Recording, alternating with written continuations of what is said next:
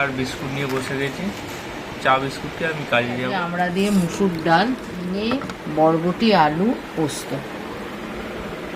এবার আমি খেতে লাগি করে নিচ্ছি। জলের মধ্যে ফেলছি, নাহলে তো একটা কষ বেরোয় আলুর। করে আমি ওটাকে এরকম করে নিই। খুব সুন্দর দেখতে, মানে সন্ধ্যেবেলার একটা মুখরোচক লাগিয়ে নিয়ে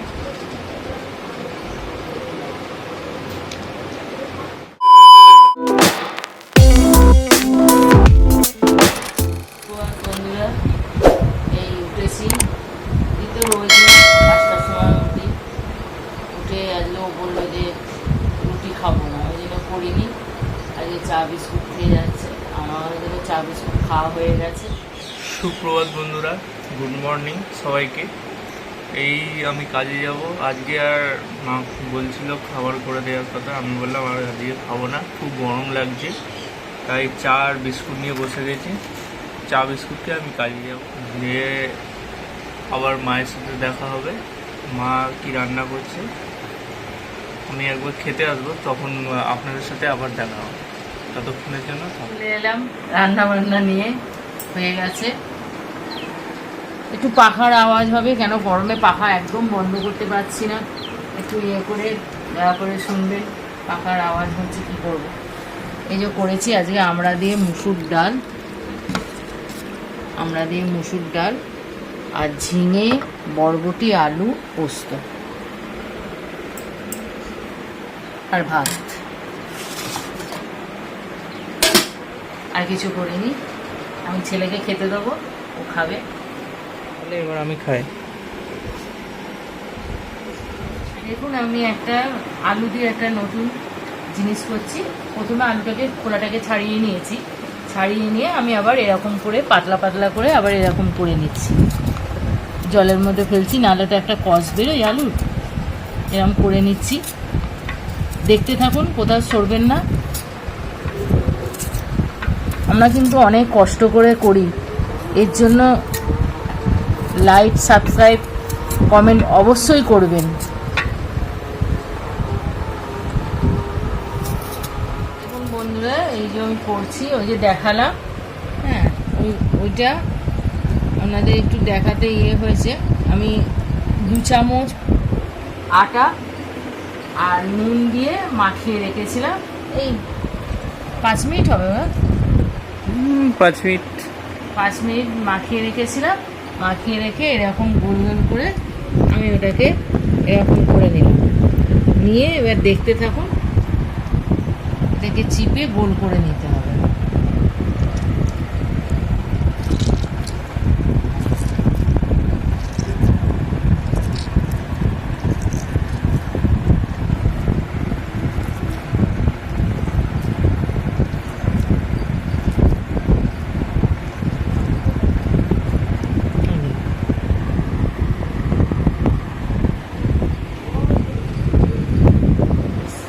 সেই তখন দুপুরবেলা করেছিলাম, আর পারিনি, একটু শুয়েছিলাম, বিশ্রাম করেছিলাম। তা আপনাদের তো বলাই হচ্ছে, সকাল থেকে একদম রাত্রির পর্যন্ত দেখাবার চেষ্টা করছি। হ্যাঁ, যেটুকুন হয় সেটুকুন দেখুন, কোথাও যাবেন না, দেখতে থাকুন।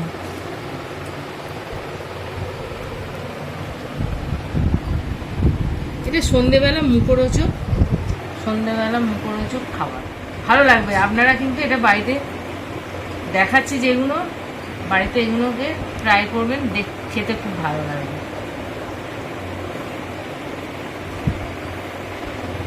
একটু খাটনি বেশি, সব জিনিসেই খাটনি। রান্না করছি, খাটনি হচ্ছে না বলুন, এটাও তেমনি খাটনি। তাও একটুখানি আজকে হাওয়া টাওয়া দিয়েছে, একটু মানে যেই মানে যতটা ততটা কম আছে। মানে ওয়েদারটা একটু ঠান্ডা আছে, তাই তো? হ্যাঁ, ওই মাত্র এলো, ও সমানে বলে আছে, মা এটা কি হবে। আজকে তুই দেখ না। আমি তা বুঝতেই পারছিলাম না মা কি করছে, এরকম ভাবে বানাচ্ছে।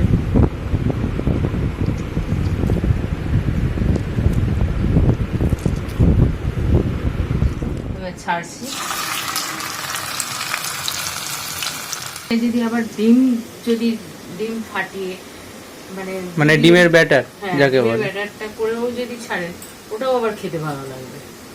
ডিমের ব্যাটারে তারপরে ওই কোট করে দিয়ে ওরকম ভাবে, যদি ওরকম করেও করা যায় সেটাও খারাপ লাগবে না, ভালো লাগবে। মানে এটা একটা নর্মাল ভাবে করেছো, হুম। আর ওটাও ওরকম ভাবে করা যায়, ওরকম ভাবেও করে একদিন দেখানো হবে হ্যাঁ, নিশ্চয়ই। আর একটা নতুন আবার ইয়ে করবো, দেখতে থাকুন। কিন্তু তার রোজ- সঙ্গে আপনাদের এত কষ্ট করে আমি করছি, বানাচ্ছি, একটু তো ইয়ে করুন। আর রোজ- সবাই সুস্থ থাকুন, ভালো থাকুন, এটাই কামনা করি ঠাকুরের কাছে, ভগবানের কাছে। রোজ একটা করে নতুন একটা রেসিপি হবে, আমি তার- বসে বসে চিন্তা ভাবনা করি। তাই আপনাদের কিন্তু দেখতে হবে ব্লগটাকে প্রতিদিন।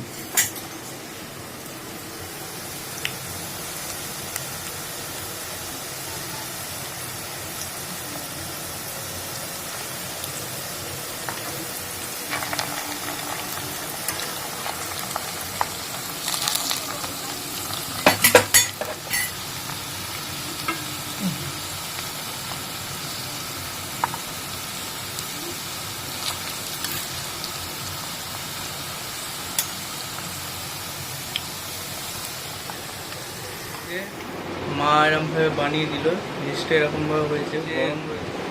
এটা হচ্ছে সস, টমেটো সস আর সিজওয়ান সস, যেটা ঝাল, সেটা দুটো মিক্স করে এটা বানানো হয়েছে, আমি বানালাম। আর এটা মায়ের বানিয়ে দিল এরকম ভাবে, জিনিসটা দেখতেই পাচ্ছ খুব সুন্দর দেখতে, মানে সন্ধ্যেবেলার একটা মুখরোচক খাবার। খাওয়া খেয়ে বল। দেখি কেমন হয়েছে, গরম খুব।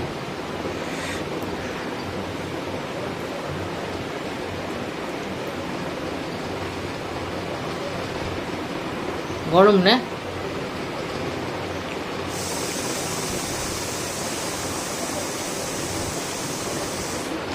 দারুণ খেতে। এগুলো মনে হবে যেন যত দেবে তত খেয়ে নেবো সেরকম জিনিস।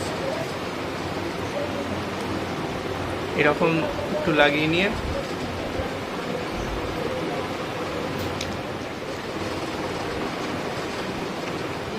ওবেলার সেই আলু পোস্ত করেছিলাম, ঝিঙে আলু পোস্ত, এই পোস্ত আর রুটি খাচ্ছি। এখন বাজলো 9:20, খেয়ে নিচ্ছি। ভোরবেলা উঠতে হয় তো, আর পেরে উঠছি না।